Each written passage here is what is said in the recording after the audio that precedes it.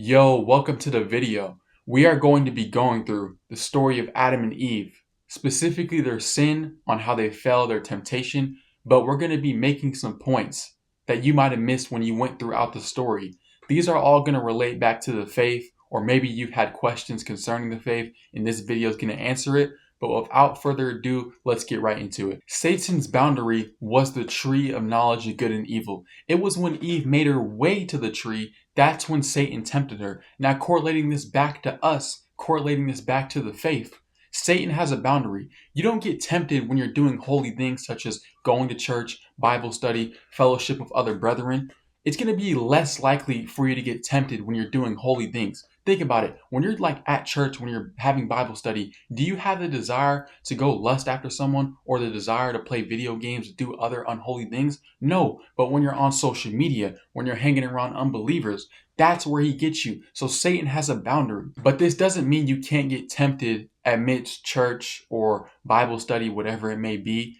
You can get tempted, but that's only if your mind's just constantly rolling through worldly things, unholy things. Then, if your mind's not fully focused on what you're doing, then obviously you can get tempted or fall into sin. But if your mind's fully focused on what you're doing, church or Bible study, it's going to be very less likely in order for you to be tempted or to fall into sin. But this is exactly why the enemy is trying to sneak worldliness, sneak sin inside the churches, because the enemy is going to think to himself, if people's mind are only focused on the word, Bible study, church, their only time they're on social media is if like news is going on, stuff involving their state or whatever they have to do, then these people are not going to sin because their mind's fully focused on the word. So then the enemy, as we see right now, I'm seeing in the churches, people have concerts.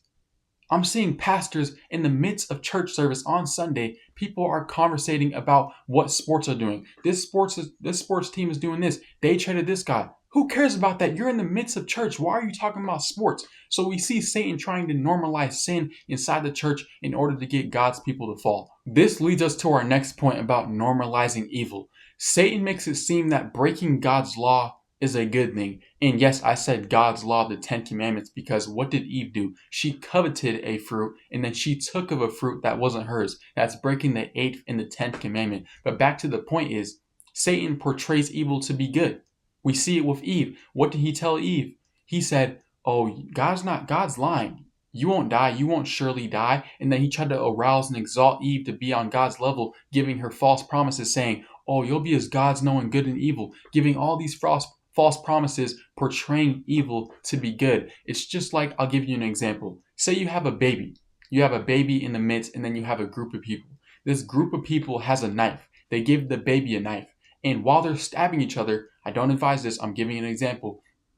Every one of them is smiling, putting thumbs up, cheering the baby on, clapping. Meanwhile, other people are being stabbed. The baby's going to perceive that stabbing is a good thing, and it's not harmful because the baby perceives everyone putting thumbs up, everyone's clapping. But imagine the same situation happens, but now everyone's screaming, everyone's freaking out. The baby's going to be like, no, no, no. It's going to start screaming. It's going to start crying. So for those who are innocent in the faith, not knowing good and evil, when Christians, influencers come around, when pastors come around and tell them something that's not found in the Bible and tell them like, look, you can do this and guess what? You're still going to heaven. What are they going to believe? They're going to believe what that person just said because they believe that person knows what he's talking about. He knows the Bible. He knows what's right and wrong. So therefore, he's going to follow what he says because he doesn't know anything. And another point is what Satan is trying to do is you see celebrities, sports influencers, always promoting Jesus Christ at a rapid rate in today's age, always talking about God. Yeah, man, put your faith in God. Follow Jesus Christ. Promoting Jesus Christ, Bible verses on their shirts, Bible verses on their headbands, whatever it may be. And they're doing that to make it seem what they're doing is fine. Yeah, man, you can watch sports. You can watch movies. You can do these things, but also follow the Bible. But when you read the Bible and you know what the Bible says, you cannot serve two masters. You cannot do two of those things and still go to heaven. You have to be fully devoted. Your life has to be fully devoted to Jesus Christ and the Bible alone. But moreover, moving on to another point, God on purpose gave Adam and Eve one of the easiest tasks, and that task was to not eat of a piece of fruit, to show us that all sin is serious to him.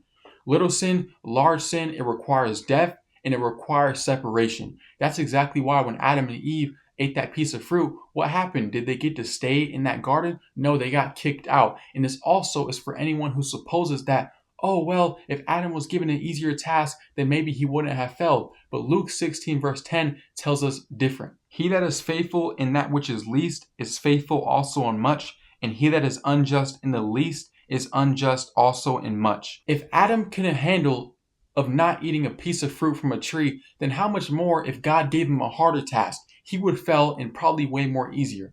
And stemming off the point which we just made previously, let's say God did give Adam and Eve a harder task compared to the task of just not eating a simple piece of fruit. What would have that opened up? People would make suppositions like, well, maybe if Adam and Eve were given an easier task, then maybe they would have passed the test. Or other people would say, well, since Adam and Eve were punished severely, kicked out the garden for a harder task, then maybe when I do less consequential sins, God's not really mad with me as much as he was mad with Adam. But since they were given a simple task, which was not to eat a piece of fruit, that shows that all sin is punishable and it requires separation. So when you do a little sin, large sin, you're not going to heaven. And if keeping the law is impossible, because you always hear Christians say, oh man, no, we can't keep the law. It's impossible. I'm always going to lust. I'm always going to lie. Keeping the law is impossible. That's why Jesus Christ came to do what we couldn't do. If that's right, and as we've proven earlier, Adam and Eve broke the 10 commandments, specifically Eve, she broke the 8th and the 10th commandment, then why were Adam and Eve punished for something impossible? If keeping the law is impossible, then why were they punished for something impossible? And if the law is not binding on any one of us, as you hear so many Christians say, then why is the wages of sin death?